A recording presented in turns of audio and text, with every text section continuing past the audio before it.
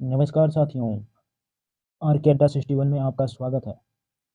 दोस्तों, आज हम बात करेंगे संधि के बारे में। जी हाँ दोस्तों, वीडियो शुरू होने से पहले यदि हमारे चैनल पर आप नए हैं तो चैनल को सब्सक्राइब करें, वीडियो को लाइक करें, शेयर करें और साथ ही कमेंट करें। दोस्तों, आज हम बात करेंगे संधि के बारे में। संधि की परिभाषा क्या होती है और संधि के कितने भेद होते हैं, उदाहरण सहित आज इस पर हम चर्चा करेंगे। संधि की अगर बात की जाए, संधि का जो शाब्दिक अर्थ होता है वो मेल होता है। अर्थात इसकी अगर परिभाषा की बात करें, दो वर्णों के मेल को संधि कहते हैं, या दो निकटवर्ती वर्णों के परस्पर मेल से जो विकार होता है उसे संधि कहा जाता है। वहीं दोस्तों, अगर बात की जाए संधि के भेद की, तो संधि के जो भेद या प्रकार जो होते हैं, संधि जो होती है हमारी तीन प्रकार की होती है। नंबर एक जो होता है हमारा स्वर संधि। नंबर दो जो होता है हमारा व्यंजन संधि। नंबर तीन जो होता है विसर्ग संधि। यही जो होते हैं हमारे तीन संधि होते हैं। और इसमें अगर स्वर की बात करें तो स्वर संधि जो होता है हमारा, स्वर प्लस स्वर के बाद स्वर और स्वर जब मिलते हैं तो जो विकार होता है हमारा उसे स्वर संधि कहते हैं। बात की जाए व्यंजन की, तो व्यंजन संधि वह होता है जिसमें क्या कहते हैं हमारा व्यंजन व्यंजन प्लस स्वर होते हैं स्वर के मेल से, या स्वर प्लस व्यंजन के मेल से, या व्यंजन प्लस व्यंजन के मेल से जो विकार होता है वह व्यंजन संधि कहलाता है। उसी प्रकार अगर विसर्ग संधि की बात की जाए तो विसर्ग प्लस स्वर या व्यंजन हो, व्यंजन से जो हमारा विकार उत्पन्न होता है उसे विसर्ग संधि कहते हैं। दोस्तों, इसमें एक तरफ विसर्ग जरूर रहता है, और इसमें चाहे पहले स्वर कर दो, स्वर प्लस विसर्ग या व्यंजन जो भी होता है हमारा, चाहे विसर्ग प्लस स्वर संधि करें, चाहे विसर्ग प्लस स्वर आए, या स्वर प्लस विसर्ग आए, या स्वर प्लस विसर्ग आए, या विसर्ग प्लस व्यंजन आए, ये जो होता है इससे जो विकार हमारा होता है वह विसर्ग संधि होता है। दोस्तों, अगर स्वर संधि के भेद की बात की जाए तो स्वर संधि के जो भेद होते हैं हमारा वो 8 होते हैं। जो हमारे 5 होते हैं, जो यहाँ आपके सामने स्क्रीन पर लिखा गया है, दीर्घ संधि, गुण संधि, वृद्धि संधि, यड़ संधि, अयादि संधि, ये जो 5 होते हैं ये हमारे मुख्य होते हैं। मुख्य जो होते हैं हमारे 5 होते हैं, 5 प्रकार के होते हैं। और अगर यही बात की जाए गौड़ संधि की बात, तो गौड़ संधि इसमें जो होते हैं, स्वर संधि में 3 गौड़ संधि होती हैं। नंबर 1 जो होता है हमारा पूर्व रूप संधि होता है। नंबर 2 जो हमारा होता है गौड़ संधि में तो पर रूप संधि होता है। और नंबर 3 जो होता है हमारा प्रकृत भाव संधि होता है। स्वर संधि के जो मुख्य भेद हैं 5 हैं। अगर पांचों पे चर्चा की जाए तो नंबर 1 जो होता है हमारा दीर्घ संधि होता है, और वहीं बात की जाए नंबर 2 की तो गुण संधि होता है, और नंबर 3 जो है हमारा वृद्धि संधि, नंबर 4 यड़ संधि, नंबर 5 अयादि संधि। और दोस्तों, गौड़ संधि की अगर यही बात की जाए तो नंबर 6 जो होता है हमारा पूर्व रूप संधि होता है, और नंबर 7 जो होता है हमारा पर रूप संधि होता है, और नंबर 8 की अगर बात करें तो वो जो होता है हमारा प्रकृत भाव संधि होता है। दोस्तों, स्वर संधि की अगर बात करें, स्वर संधि पे एक एक करके हम चर्चा करेंगे, वो भी ट्रिक के माध्यम से ऐसे आसान भाषाओं में आप लोगों को संधि के बारे में बताएंगे, जिससे आप चुटकियों में देखते हुए, अगर ये कोई भी संधि हुई, कोई भी शब्द आया, उसमें देखकर तुरंत आप बता देंगे ये दीर्घ संधि है, ये गुण संधि है, ये वृद्धि संधि है। आप ट्रिक के माध्यम से आपको बताएंगे इसमें। आइए दोस्तों, स्वर संधि के भेदों में हम चर्चा करते हैं। दोस्तों, स्वर संधि के भेद की अगर बात करें तो नंबर 1 जो होती है संधि हमारी दीर्घ स्वर संधि होती है। अगर दीर्घ संधि की बात करें तो दीर्घ संधि की अगर छोटे भाषा में अगर इसकी बात करें, दीर्घ का अर्थ जो होता है हमारा बड़ा होता है। दोस्तों, बड़ा होता है। दीर्घ संधि उसे कहते हैं यदि किसी संधि के वर्ण में छोटा आ, छोटी ई, छोटा ऊ आपस में मेल करके दीर्घ स्वर का निर्माण करते हैं तो उन्हें से आप लोग देखिए आ प्लस आ बराबर बड़ा आ हो गया। अर्थात छोटा आ जो हमारा है, छोटा आ प्लस छोटा आ जो होता है, ये हमारा मिलकर यहाँ पर देखिए ह्रस्व स्वर और ह्रस्व स्वर मिलकर जो विकार हुआ वो हमारा बड़ा आ हो गया। यही जो हमारा होता है दीर्घ हो जाता है। जैसे और इसकी बात करें तो बड़ा आ प्लस छोटा आ मिले तब भी बड़ा आ होगा, और अगर बात की जाए छोटा आ प्लस बड़ा आ मिले तब भी बड़ा आ होता है।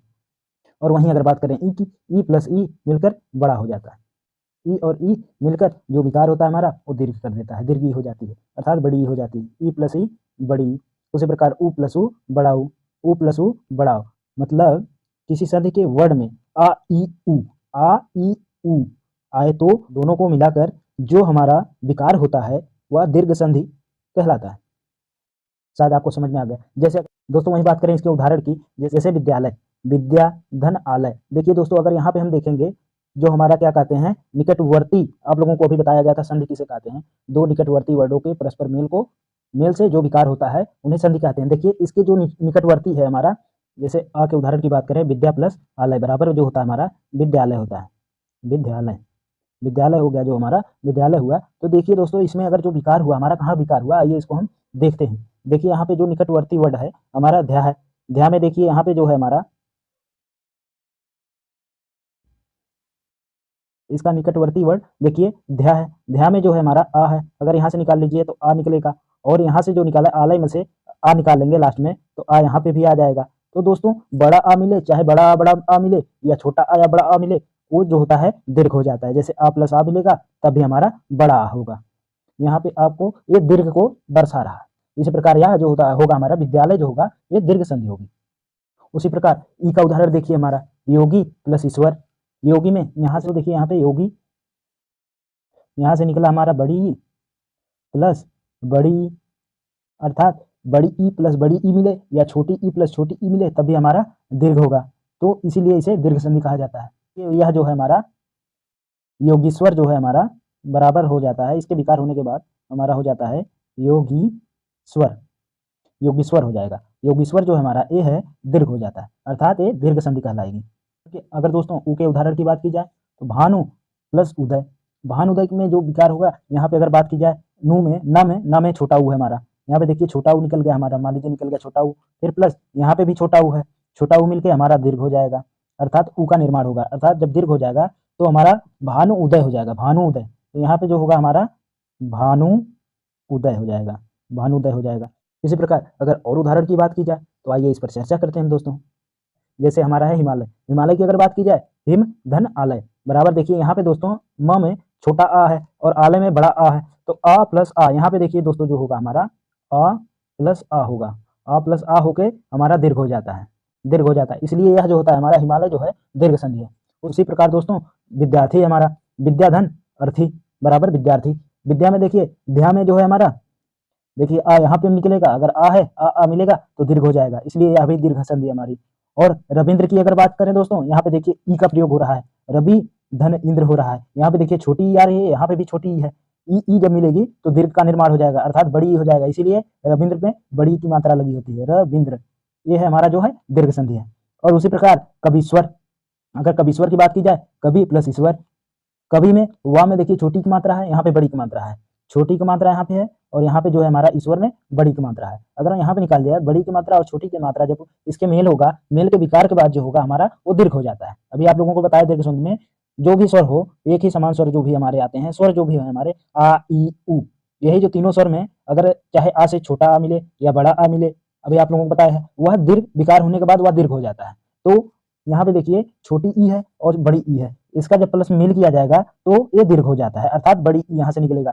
इसी प्रकार ये हमारा हो जाता है कवीश्वर हो जाता है। उसी प्रकार गिरीश है, गिरिधन ईसा बराबर गिरीशा।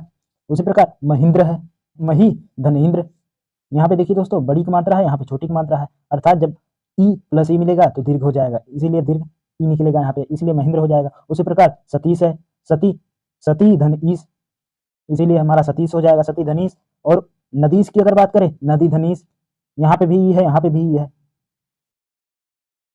उसी प्रकार अगर और उदाहरण की बात करें, लघुत्तरम, लघुत्तरम की अगर बात करें, लघु धन उत्तरम बराबर लघुत्तरम हमारा हो जाता है। उसी पास आप लोगों को भानु दया के बारे में बताया गया, भानु दया के बारे में बताया गया। देखिए अभी आपको बताया था भानु धन उदय बराबर भानु हो गया, यहाँ पे देखिए ऊ निकला हमारा और यहाँ से भी ऊ निकला, ऊ जब मिलेगा तो हमारा दीर्घ ऊ हो जाएगा, तो इसीलिए ये जो होते हैं हमारी दीर्घ संधि होती है। आइए दोस्तों स्वर संधि के दूसरे नंबर पर हम बात करते हैं। दोस्तों अगर स्वर संधि की दूसरे नंबर की बात करें, गुण संधि की, गुण संधि जो होता है हमारा, अगर इसकी बात करें तो गुण संधि जैसे है आ प्लस ई बराबर ए हो जाते हैं, ए हो जाते हैं, और आ प्लस ई मिलता है तो ए हो जाता है, और आ प्लस ऊ मिलता है तो हमारा ओ हो जाता है, ओ हो जाता है। आ प्लस दीर्घ ऊ मिलता है तब भी हमारा ओ हो जाता है, आ प्लस ई मिलके ए हो जाते हैं, और दीर्घ आ या ई मिलकर ए हो जाते हैं। तो जो हमारा इसके बाद जो विकार होता है वो हमारा गुण संधि कहलाता है। संधि की अगर उदाहरण की बात करें तो इसमें हमारा नाम ही ले लीजिए पुष्पेंद्र, पुष्पेंद्र। अगर दोस्तों पुष्पेंद्र की संधि विच्छेद करेंगे तो यहाँ से दो शब्दों में क्या निकलेगा हमारा, पुष्प निकलेगा, पुष्प प्लस इंद्र, इंद्र हो जाएगा। तो इंद्र होगा। पुष्प धन इंद्र में अगर देखा जाए तो प में जो है हमारा लास्ट में देखा जाता है, जहाँ पे हमारा, जहाँ से हम तोड़ते हैं वहां पे देखा जाता है, संधि का वहीं से विकार होता है। तो यहाँ पे देखिए पा में जो है हमारा, यहाँ पे पा में जो है हमारा छोटा आ है, और यहाँ पे इंद्र में देखिए ई है, पा और ई मिलकर हमारा ए का निर्माण करते हैं, तो इसी प्रकार हमारा पुष्पेंद्र हो जाता है। दोस्तों अगर और उदाहरण की बात करें तो आइए हम इस पर आगे चर्चा करते हैं। आ प्लस ई मिलकर ए होता है, हमारा ए होता है। उसी प्रकार देखिए नरेंद्र होगा, नर धन इंद्र। देखिए नर में र में देखिए छोटा आ है, प्लस ई जो है हमारा छोटा आ और ई मिलकर ए बनते हैं। इसी प्रकार ये हमारा नरेंद्र हो जाए। सुरेंद्र की बात करें तो सूर्य धन इंद्र हो जाएगा। देखिए रा में छोटा आ है, ई है, इंद्र में ई है, छोटा आ और ई जब मिलेंगे तो ए का निर्माण होगा। इसी प्रकार ये सुरेंद्र हो जाएगा। उसी प्रकार देखिए आपको हम अपने नाम को बता ही दिए हैं, पुष्पेंद्र के क्या होगा, पुष्पधन इंद्र होगा। देखिए पा में आ है, ई में ई है, आ ई मिलेंगे तो ए हो जाएगा। दोस्तों महेंद्र होगा, महाधन इंद्र। देखिए यहाँ पर भी आ है, यहाँ पर भी ई है, आ और ई जब मिलेंगे हमारा तो ए का निर्माण हो जाएगा, इसीलिए ये महेंद्र होगा। उसी प्रकार उमेंद्र होगा, रमेंद्र होगा, महेश होगा, राकेश होगा, उसी प्रकार हमारा सुरेश होगा। ऐसे ये जो है हमारे गुण संधि के अंतर्गत आएंगे। दोस्तों गुण संधि में ओ के उदाहरण भी देख लीजिए, जैसे मानवोचित का जो होगा हमारा मानव धन उचित होगा। मानव में वा में देखिए दोस्तों, यहाँ वा में देखिए जो है हमारा छोटा है और ऊ है, ऊ जब छोटा आ और ऊ मिलेगा तो ऊ का निर्माण होगा। इसी प्रकार ये हो जाता है मानवोचित हो जाएगा। उसी प्रकार दोस्तों परोपकार का होगा, पर धन उपकार हो जाएगा। यहाँ पे भी देखिए र में अ है और ऊ मिलेगा तो ऊ का निर्माण हो जाता है। इसी प्रकार हमारा परोपकार होगा। और इसके और उदाहरण की बात की जाए, जैसे महोदय हो जाता है, महाधन उदय बराबर महोदय। महा में देखिए दोस्तों यहाँ पे हा में बड़ा आ है, हमारा बड़ा आ प्लस ऊ है, उदय में से ऊ निकलेगा तो हमारा यहाँ पे हो जाएगा ऊ हो जाएगा, ऊ का निर्माण हो जाएगा, इसलिए महोदय होता है हमारा। उसी प्रकार महोत्सव भी होगा, महाधन उत्सव। देखिए यहाँ पर आ हुआ, यहाँ पर ऊ हुआ, आ और ऊ मिलकर ऊ बन जाते हैं। दोस्तों गुण संधि में एक नोट देख लीजिए आप लोग। नोट की अगर बात करें, जब हमारा आ प्लस री मिलता है तो हमारा इसमें अर हो जाता है, बराबर अर होता है, अर होता है, अर होता है। अगर दोस्तों यहाँ पे उदाहरण की बात की जाए तो जैसे हमारा महर्षि हो जाएगा, महर्षि की अगर बात करें, महर्षि की अगर संधि विच्छेद किया जाए तो महर्षि में जो संधि विच्छेद होगा हमारा दोस्तों, उसमें देखिए क्या होगा, एक होगा हमारा महाधन ऋषि होगा, ऋषि होगा दोस्तों, महाधन ऋषि। अगर इसमें देखा जाए दोस्तों, महा में जो है और यहाँ पे री है, यहाँ से दोस्तों हमारा बड़ा आ निकलेगा, और तो यहाँ से अगर निकला जाए तो री निकलेगा तो हमारा अर हो जाता है, अर होता है। गुण संधि में हमारा अर होता है, इसीलिए जो होता है हमारा महर्षि हो जाएगा। ये जो होता है महर्षि हमारा गुण संधि के अंतर्गत आता है। अगर री के उदाहरण की बात करें, जैसे और सप्तऋषि हो जाएगा, सप्तधन ऋषि हो जाएगा। और उसी प्रकार अगर री की और भाषा की जाए तो ब्रह्माश्री हो जाएगा, ब्रह्मा धन ऋषि हो जाएगा। ये जो होते हैं हमारे गुण संधि के अंतर्गत आते हैं। स्वर संधि जो आपको हमने आज पढ़ाया, दीर्घ संधि और हमारा जो है एक गुण संधि। अगर दोस्तों दीर्घ संधि की ट्रिक की बात करें, दोस्तों दीर्घ संधि में अगर जो भी उदाहरण आएगा उस उदाहरण के बीच में बड़ी ई देखें, हम बड़ा आ देखें या बड़ी ई या बड़ा ऊ, अगर यही 3 वर्ड हमको मिल जाते हैं तो आंख मूंद कर आप मार दीजिए उसको दीर्घ संधि। ये जो होती है हमारी दीर्घ संधि की ट्रिक होती है। मतलब किसी वर्ड के बीच में खड़ी पाई, अर्थात खड़ी पाई आ गया हमारा, आ की मात्रा आई या बड़ी की मात्रा आई या बड़ा ऊ का मात्रा आया, तो वहां पे दीर्घ होता है। मतलब दीर्घ स्वर की जो मात्राएं आती है हमारी, वो हमारा दीर्घ संधि कहलाएगी। इसकी ट्रिक यही है हमारी दोस्तों। वही बात करें अगर गुण संधि की, तो गुण संधि की अगर बात की जाए दोस्तों, गुण संधि की ट्रिक ये समझ लीजिए, हमरे वाली के एक चोटी है, या दोस्तों जिस उदाहरण में ऊपर हमारे एक चोटी वाली मिले अर्थात सिंगल चोटी वाली मिले, उसे गुण संधि कहा जाएगा, वो गुण संधि के अंतर्गत आएगा। आई होप कि आप लोगों को यह क्लास अच्छी लगी होगी। दोस्तों यदि चैनल पर नए हैं तो चैनल को सब्सक्राइब करें, वीडियो को लाइक करें, शेयर करें, कमेंट करें। दोस्तों संधि के दूसरे पार्ट में हम इसके आगे बात करेंगे वृद्धि संधि के बारे में, और हमारा जो होता है अयादि संधि के बारे में, एड़ संधि के बारे में हम इस पर चर्चा करेंगे पार्ट 2 पे। जी हाँ दोस्तों, थैंक यू।